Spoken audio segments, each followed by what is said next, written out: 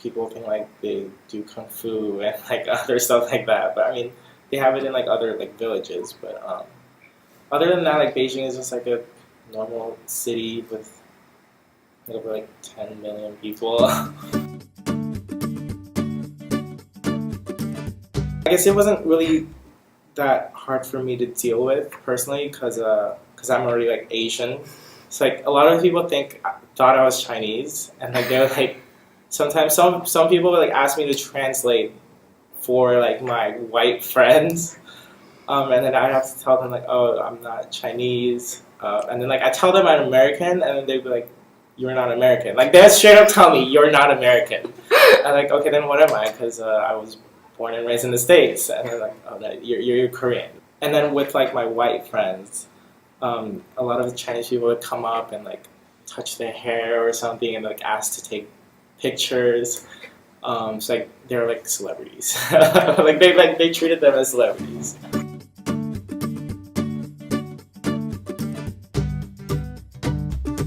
I guess I was raised in the Korean culture, so I'm basically first generation American.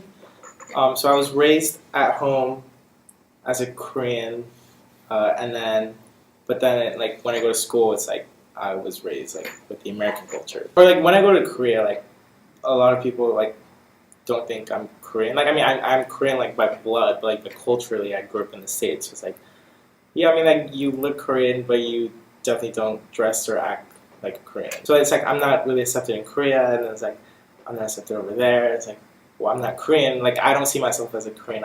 I'm a Korean American.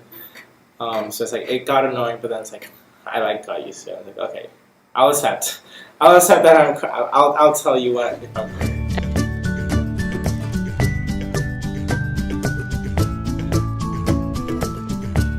Well, so I'm like from Korean background, so like I guess it's kind of similar, not really, like but so like I had some expectations that were similar to Koreans, but like China has been like separated from the world like with this like history, so like I knew it was gonna be very different. And so you talked a little bit about what you expected, how you expected it to be different from Korean culture, but could you like expand upon that and talk about what you expected from your trip before you went?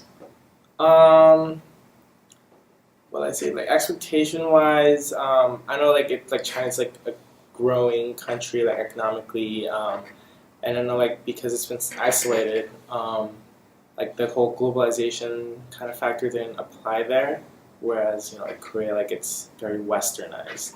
So China was like I knew it wasn't gonna be as like westernized, like.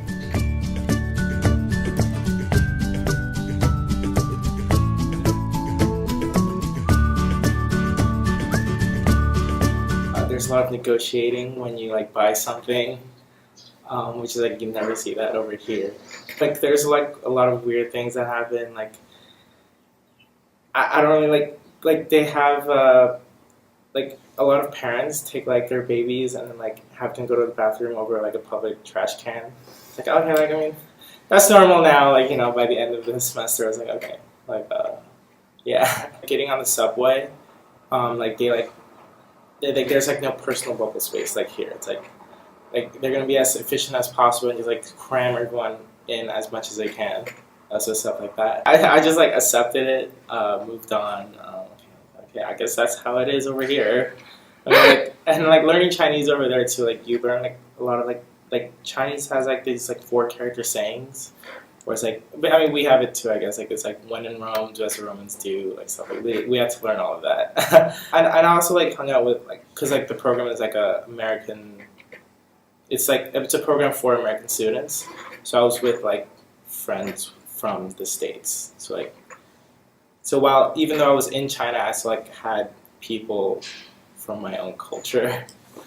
So that was, like, a good setback if, like, I had any problem.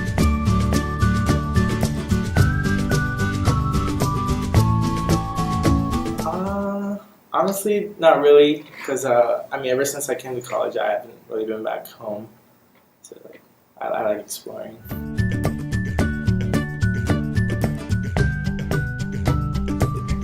It's kind of sad because I also made a lot of friends while I was there.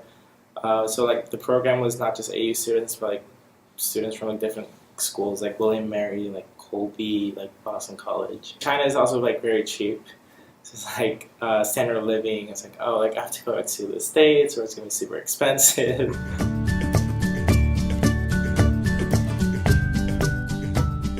Oh, the first thing when I got back to the States was blue skies. Because when I went to China, it was like it was all over the news, like CNN, like China had like the worst pollution problems and like record high pollution levels, and like literally like every day was like gray.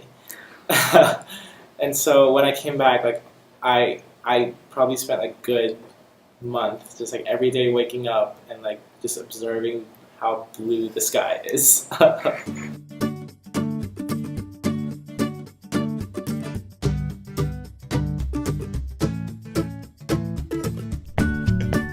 Yeah, I think it did to a certain level. Um, Definitely, you feel more cultured. Just like you kind of understand um, the different like, cultures that the cultural differences that we have. I don't really know if it's like changed, but it's just like kind of like in the back of my head. It's just I just kind of have that knowledge of I understand the Korean American culture, like I understand the American culture, and then now like I have like knowledge of like the Chinese culture. So it's like I just like kind of see things more broadly, I guess. Like one thing to add is one of the classes I took is the was a Sino-U.S. relations class or Sino-American relations class, and it was really interesting to see like so it's basically U.S.-China relations, like diplomatic relations, and the interesting thing is looking at politics from like the Chinese viewpoint. So it's like like everything like they see things like oh like in the U.S. like why is their Congress so powerful, like why does everything have to be passed in Congress, like where there it's like they have a Congress but they don't really have much influence, like it's like all like run by the head of the state. So like, it was really interesting. A lot of social issues are very ignored, I guess, over there. I mean I've talked to a lot of like Chinese like locals, and like they kind of like know like how like corrupt the government is, and it's like basically if you're part of the Communist Party, like you like know like you have the upper hand, like you like so you can ask favors for like anyone, and like and they'll listen to you because you're part of the party. Well, it's definitely Beijing is like a northern city. And I've been to like Shanghai. I mean, while I was there, like we took a lot of trips. I mean, mainly close around Beijing, so like Shanghai, like Nanjing. I went up to Harbin, and then like Xi'an, which is like in the western part. But if I could go back, I definitely want to go like in the south, the southern area, where it's culture they're different, warmer weather, and they kind of look different. I mean, China's like a huge country. There's like like something like over 56 different ethnicities in that one country.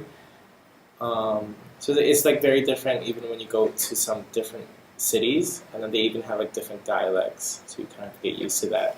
Beijing's a okay city other than the pollution part, but I would definitely want to experience like the south, like somewhere near like Hong Kong. Yeah.